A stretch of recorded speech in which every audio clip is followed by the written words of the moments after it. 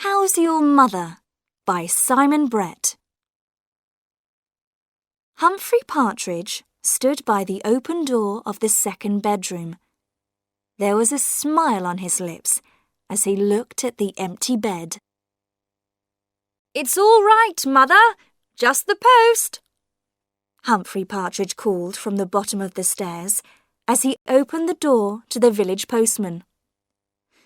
"There's a package for you, Mr. Partridge," said Reg Carter, putting his hand on the door. "From a garden centre, it says on it. Roses, I think." "Yes," said Partridge, trying to close the door. "It's the right time of year for planting roses, is it? November?" "Yes." "How's your mother?" Reg went on. He was in no hurry to leave. "Not so bad." "She never seems to get any letters, does she?" "No.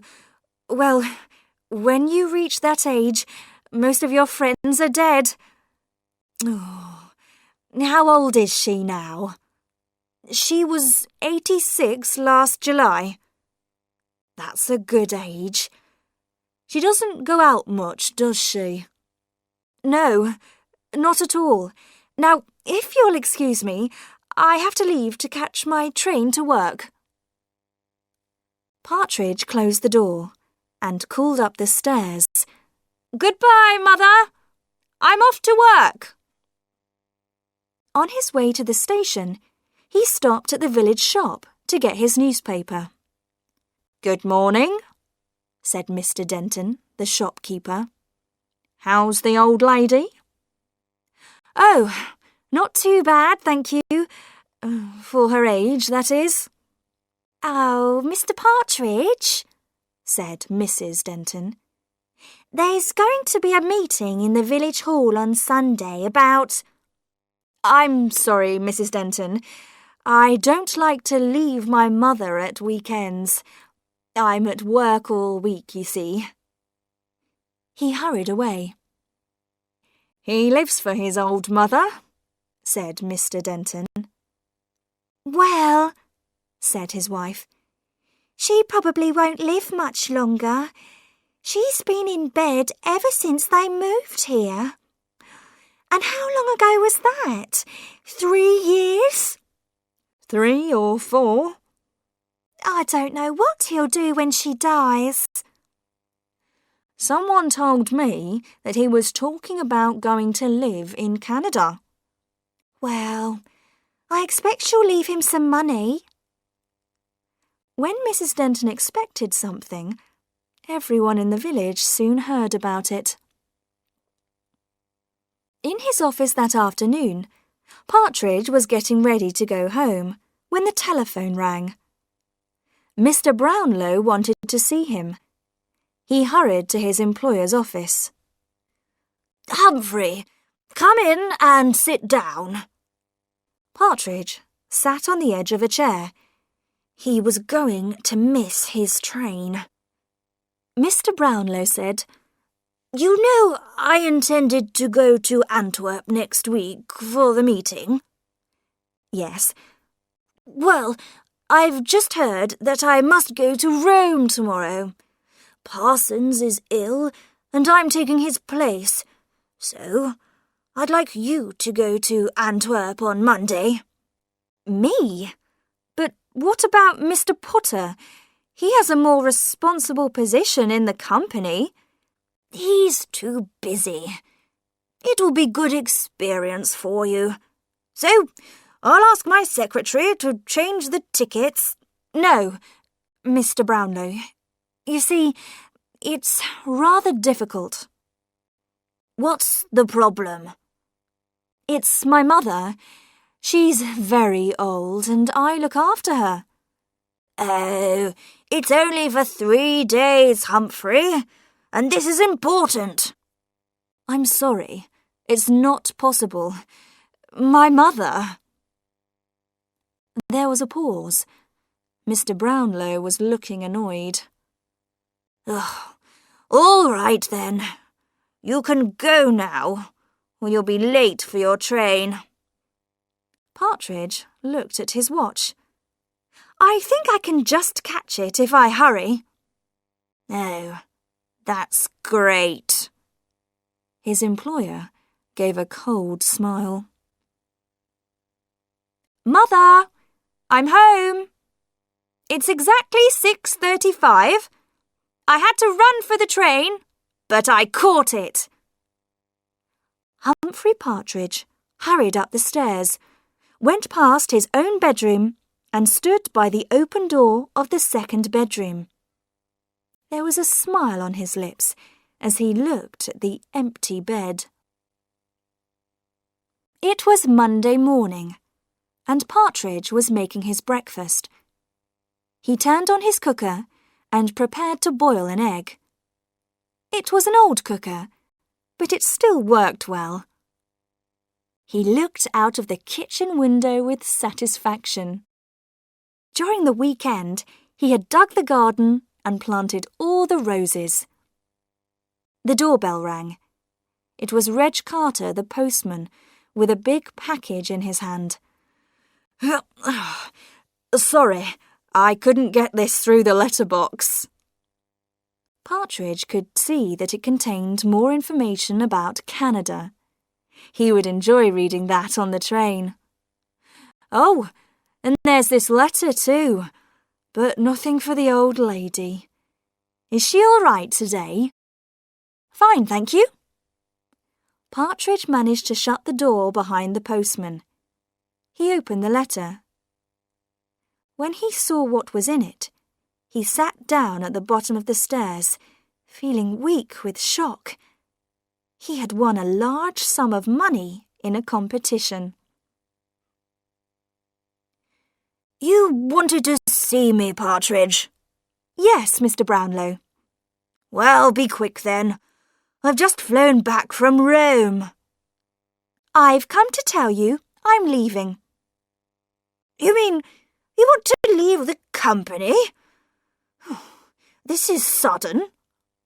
"Yes, I'm going abroad, to Canada, with my mother." "Well, you can go in a month. I need a month's notice." "Is it possible for me to go sooner?" Mr. Brownlow suddenly lost his temper. Yes, go today." Partridge got home before lunch, feeling pleased. He had telephoned a man who had agreed to sell the house for him, and he had completed the forms necessary for living in Canada. He opened his front door and called out, "Hello, Mother, I'm home."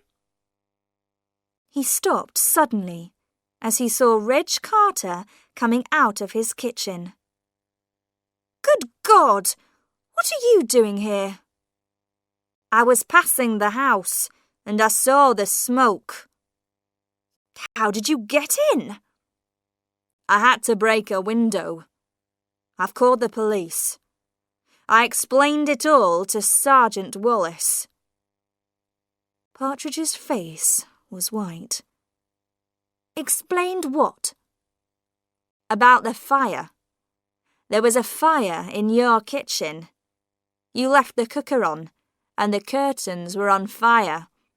I was thinking of your mother upstairs, not able to move, so I put the fire out." "Oh, thank you. That was very good of you." "Then I wanted to see if she was all right. I went upstairs. All the doors were closed. I opened one, your room, I think. Then I opened another. There was a bed there, but there was no one in it." "No." "There was no one anywhere. The house was empty." "Yes." The postman stood there, looking at him. "I thought that was rather strange, Mr. Partridge. You told us your mother lived here." "She does. She did. She died."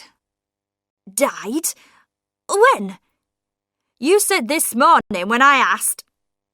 "She died 2 days ago. His face was red now. "I'm sorry. I can't think straight.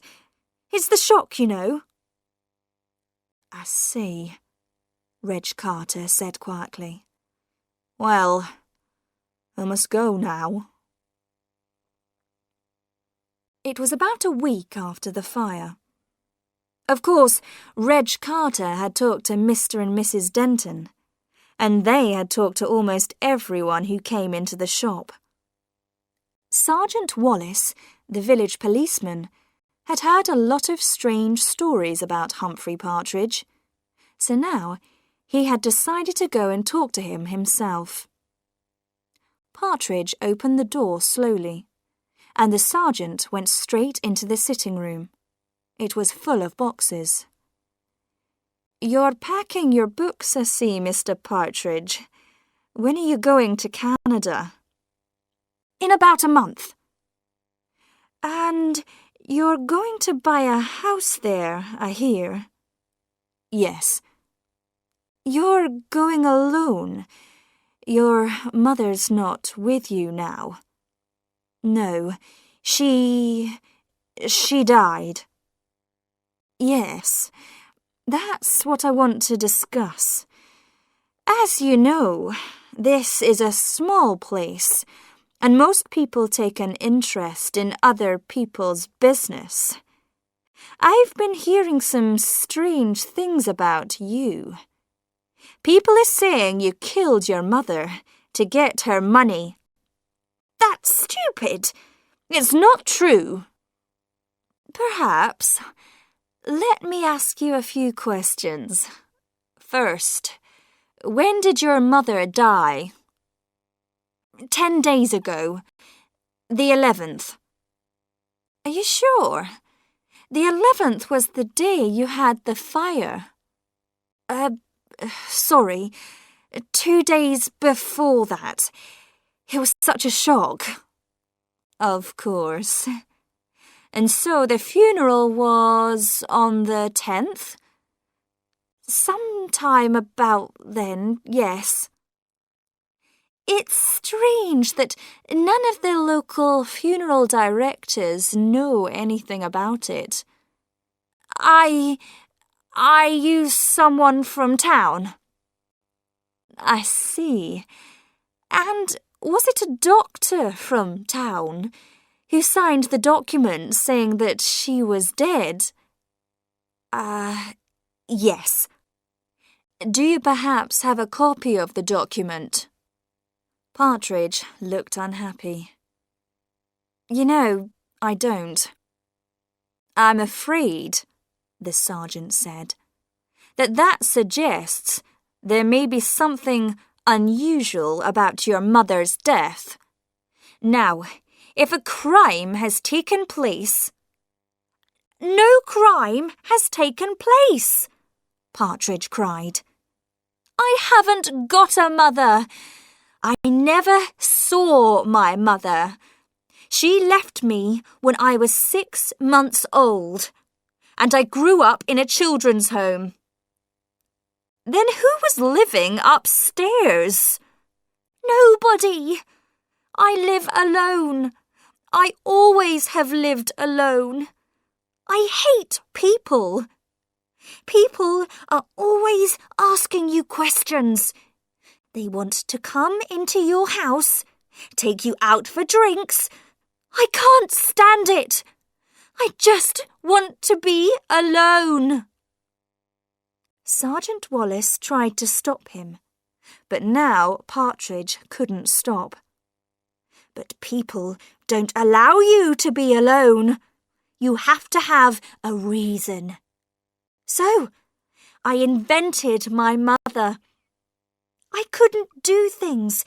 I couldn't see people because I had to get back to my mother.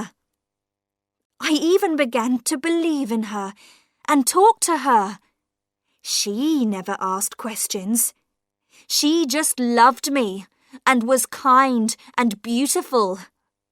Now you've all killed her."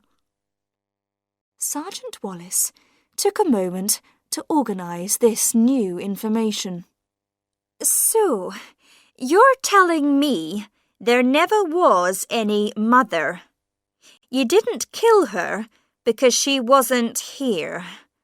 And how do you explain that you suddenly have enough money to go to Canada and buy property? I won a competition. I got the letter on the morning of the fire.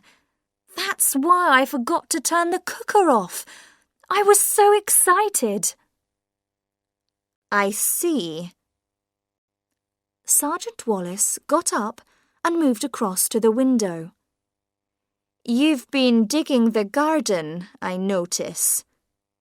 Yes, I put those roses in. You plant roses when you're going away?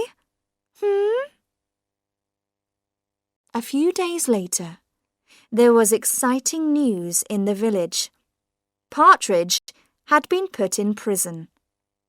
And the police had dug up his garden and taken up part of the floor in his house, but they hadn't found a body.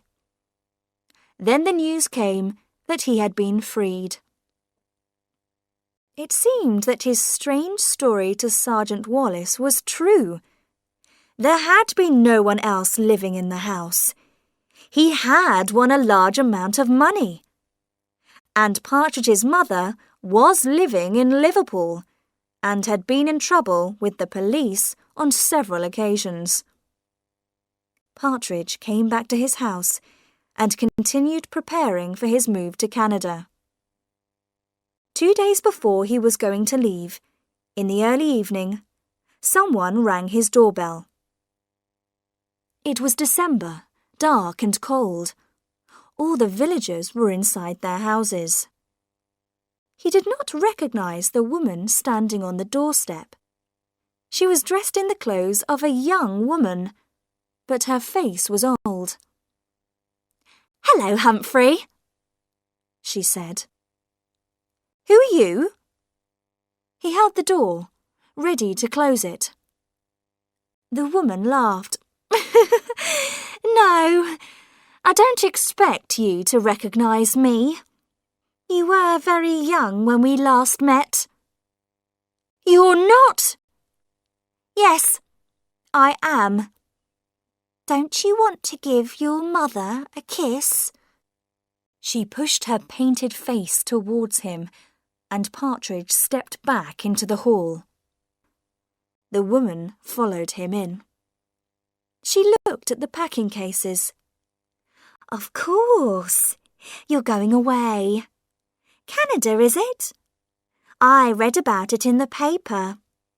I read about the money too." "What do you want?" said Partridge. "I've just come to see my little boy. I was thinking, perhaps you should help your poor old mother now. You never did anything for me. You left me. That was a long time ago. Now I want you to look after me in my old age. Why don't you take your old mother to Canada with you?" "But you aren't my mother," he spoke quietly. "Oh, yes, I am, Humphrey. My mother is beautiful and kind. She is nothing like you. You are not my mother." His hands were on her shoulders, shaking her. "I'm your mother, Humphrey." She was laughing at him. His hands moved to her neck to stop her words.